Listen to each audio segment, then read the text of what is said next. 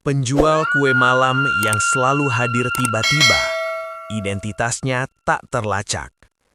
Kisah mistis. Sejak kecil aku tinggal di sebuah kawasan lama di pinggir kota. Jalannya sempit, rumah-rumah berdempetan, dan setelah jam 10 malam, suasananya berubah sunyi. Tidak banyak orang keluar rumah, kecuali satu sosok yang selalu muncul tanpa pernah kami undang, penjual kue malam. Aku pertama kali menyadarinya saat pulang lembur, sekitar pukul 11. Gang tempat tinggalku gelap, hanya diterangi satu lampu jalan yang sering berkedip. Saat aku membuka pagar, tiba-tiba tercium aroma manis kue kukus yang masih hangat. Padahal sebelumnya gang itu kosong. Di ujung jalan sebuah gerobak kecil berdiri diam. Tidak ada suara roda, tidak ada langkah kaki. Seorang pria tua duduk di baliknya, mengenakan jaket abu-abu lusuh. Lampu kecil di gerobaknya menyala redup, bergoyang pelan meski tidak ada angin. "Jual kue," ucapnya pelan. Suaranya tidak menggema, seolah terserap oleh malam. Aku membeli satu bungkus.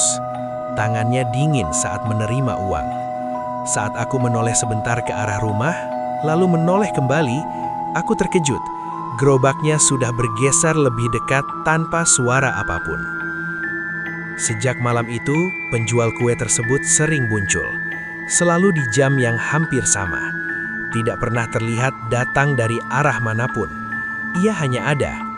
Warga mulai membicarakannya, tapi tidak ada satupun yang tahu namanya. Yang lebih aneh, setiap orang menggambarkannya berbeda. Ada yang bilang ia kurus tinggi, ada yang melihatnya bongkok dan pendek. Seorang anak bahkan berkata wajahnya seperti kabur, seperti foto lama yang luntur. Aku mencoba menelusuri identitasnya.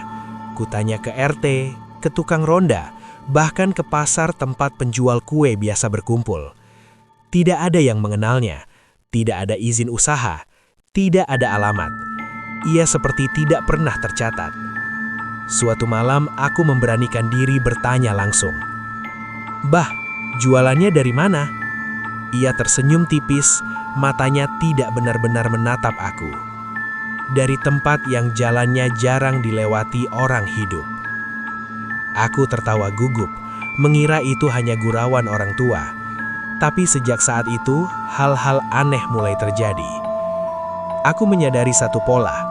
Penjual kue itu selalu berhenti lebih lama di depan rumah tertentu.